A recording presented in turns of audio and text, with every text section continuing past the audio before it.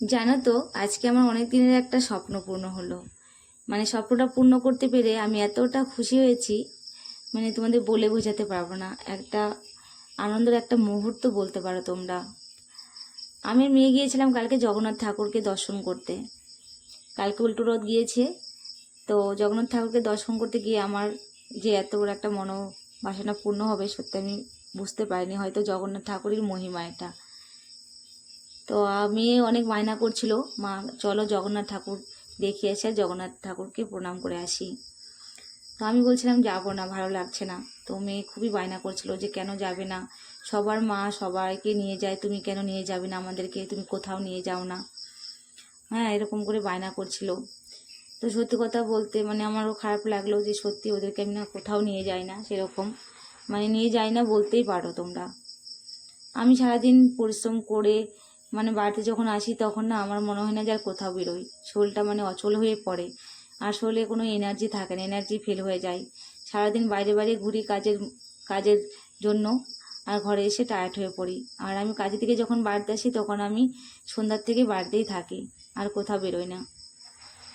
আর মেয়ে যেহেতু বায়না করেছে সেই জন্য আমি কিন্তু মেয়েকে নিয়ে জগন্নাথ ঠাকুরের দর্শন করতে বেরোলাম। আর আমিও ভাবলাম যে যাই, একটু বছরে একবারই জগন্নাথ ঠাকুরের দর্শন করতে পারি আমরা, তো জগন্নাথ ঠাকুরকে দর্শন করে একটু ভোগটাও দিয়ে আসি। তো সেই জন্যই গিয়েছি। আর দেখো আজকে প্রচণ্ড পরিমাণে ভিড় হয়েছে মেলায়। জগন্নাথ ঠাকুর দর্শন করার জন্য অনেক মানে দূর দূরান্ত থেকে লোক এসছে মেলাতে, যাই দেখি প্রচণ্ড পরিমাণে ভিড়। তো রাস্তাটা যখন পার হচ্ছিলাম তখনও কিন্তু প্রচণ্ড পরিমাণে জ্যাম ছিল গাড়ির, অনেক সময় দাঁড়িয়ে থেকে তারপরে রাস্তাটা পার হয়েছি। তারপরে জগন্নাথ ঠাকুরকে দর্শন করে ভোগ দিয়ে জগন্নাথ ঠাকুরের রশিটা টেনে জয় জগন্নাথ বলে প্রণাম করে তারপরে আমরা গিয়েছিলাম নটকা কিনতে। মেয়ে বলছিল মা নটকা খাবো। সত্যি কথা বলতে আমি না মেলায় সেরকম যাই না তো, আর নটকাটা আমি মানে কোনো দিন কিনেও নি, আর মনে হয় খাইও নি কোনো দিন। খেয়েছি নাকি আমার মনে পড়ছে না, কিন্তু আমি কিনিনি কোনো দিন। মানে কি বলো তো, মানে সেরকম আমি তো কোথাও যাই না, সেই জন্য কেনাও হয় না। আর মেন কথা হচ্ছে মেলায় টেলায় গেলে না টাকার দরকার, মানে টাকার প্রয়োজন হয়। আর বাচ্চাদের যখন মেলায় টেলায় নিয়ে যাব তখন না এটা চাবে সেটা চাবে, এই কিনবে সেই কিনবে, তখন তো আমার কাছে টাকা থাকে না, দিতে পারি না। মানে কি বলবো, খারাপ লাগে তখন। সবাই নাই, ওদেরকেও তো নিতে ইচ্ছা করে। তাই মেয়েকে 10 টাকা নটকা কিনে দিলাম। নটকা কিনে দিয়ে তারপরে দেখো এই যে ঠাকুর নিতে চলে এসেছি। মানে আমার যেটা বাসনা ছিল, মানে মনের ইচ্ছা ছিল, সেই ইচ্ছাটা পূর্ণ করতে। তো নটকা কিনে চলে যেতে চাচ্ছিলাম, তো মেয়ে বললো যে মা ওদিকে চলো, অনেক অনেক দোকান উঠেছে, তো চলো দেখি। নিব তো না, শুধু দেখবো আমরা। তো সেই জন্য গিয়েছি, গিয়ে দেখি যে ঠাকুর উঠেছে অনেক। তো সেই জন্য আমিও ঠাকুরও নিয়ে নিলাম, 3 রকমের ঠাকুর। মা লক্ষ্মী নিয়েছি, তারপরে তোমার লক্ষ্মী নিয়েছি, নারায়ণ নিয়েছি একসাথে, আর নিয়েছি সরস্বতী ঠাকুর, তারপরে তোমার নিয়েছি রাধাকৃষ্ণ ঠাকুর। মানে 3টা আমি মানে এই ফ্লেমের মধ্যে যে ঠাকুরগুলো হয় সেগুলো আমি নিয়েছি।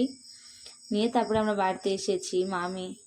আর এক একটা ঠাকুর তোমার পড়েছে 50 টাকা করে। 60 টাকা করে চেয়েছিল, সেখানে আমি 50 টাকা করে নিয়েছি। 3টা ঠাকুর 150 টাকাতে নিয়েছি। আমি আমি ভাবতেই পারিনি যে আজকে আমি ঠাকুরগুলো নিতে পারবো। সত্যি বলছি, আমি লক্ষ্মী ঠাকুর না অনেকদিন থেকেই পাততে চেয়েছি, মানে লক্ষ্মীনারায়ণকে, কিন্তু আমি টাকার জন্য কিনতে পারছিলাম না, আর পাততেও পারিনি। আর আমার কাছে সত্যি বলতে সিংহাসনও নেই, আমি যে কিনতেও পারছিলাম না ওটাও বড় কথা। তারপরে তোমার সিংহাসন নেই, ঠাকুরগুলো আমি কোথায় বসাবো বলো। আমার ইচ্ছা হলে আমি পুজো দিব, আমাদের ঘরে তো অভাব অনটন সবসময় লেগেই থাকে।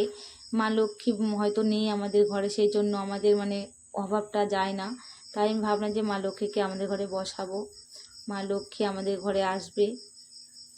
সবাই বসায়, আমারও না খুব ইচ্ছা হয় বসাবো, পুজো দিব, কিন্তু আমি তো সবসময় কাজ করি, পারি না। কিন্তু তবুও না মনে হয় যে আমি পাতলে হয়তো পারবো, কারণ আমি দিব, মেয়ে দিব, তাহলে হয়ে যাবে। আর আমার যেহেতু দেখো সিংহাসন নেই, সেই জন্য কিন্তু আমি এখন ঠাকুরগুলো পাতবো না। সিংহাসন নিব তখন আমি ঠাকুরগুলো পাতবো, কারণ অনেকেই বলে যে সিংহাসন ছাড়া বলে ঠাকুরকে পাততে নেই মেঝের মধ্যে।